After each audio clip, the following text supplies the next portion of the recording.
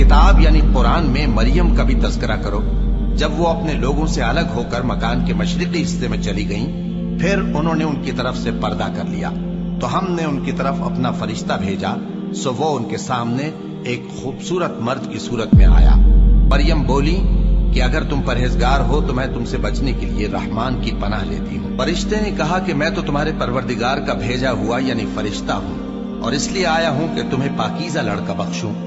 मरियम ने कहा कि मेरे यहाँ लड़का क्यों कर होगा, जबकि मुझे किसी मर्द ने बतौर शौहर छुआ तक नहीं और मैं बदकार भी नहीं हूँ। फरिश्ते ने कहा कि यूं ही होगा, तुम्हारे परवरदिगार ने फरमाया कि ये मुझे आसान है और मैं इसे इसी तरीक पर पैदा करूंगा ताकि इसको हम लोगों के लिए अपनी तरफ से निशानी और जरिया रहमत बनाएं। और ये काम मुकर्रर हो चुका है।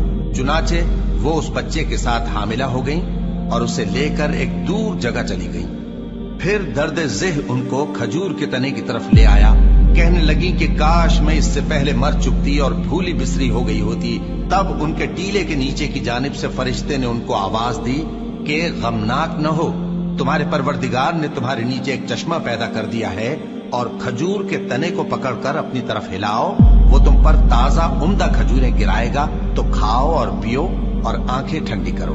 अगर तुम किसी आदमी को देखो तो कहना कि मैंने अल्लाह के लिए रोजे की मन्नत मानी, तो आज मैं किसी आदमी से हरगिज कलाम नहीं करूंगी। फिर वो उस बच्चे को उठाकर अपनी बरादरी वालों के पास ले आई। वो कहने लगे कि मरियम, ये तो तूने बुरा काम किया। ए हारून की बहन, न तो तेरा बाप ही बुरा आदमी था और न तेरी माँ ही बदकार थी। तो मरियम ने उस बच्चे की तरफ इशारा किया।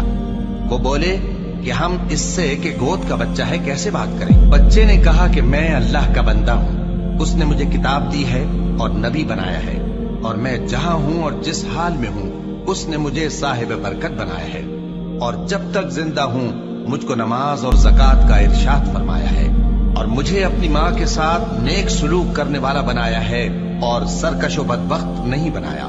और जिस दिन मैं पैदा हुआ और जिस दिन मरूंगा और जिस दिन जिंदा करके उठाया जाऊंगा, मुझ पर सलाम है। ये मरियम के बेटे ईसा हैं और ये सच्ची बात है जिसमें लोग शक करते हैं। अल्लाह को शाया नहीं कि किसी को बेटा बनाए, वो पाक है।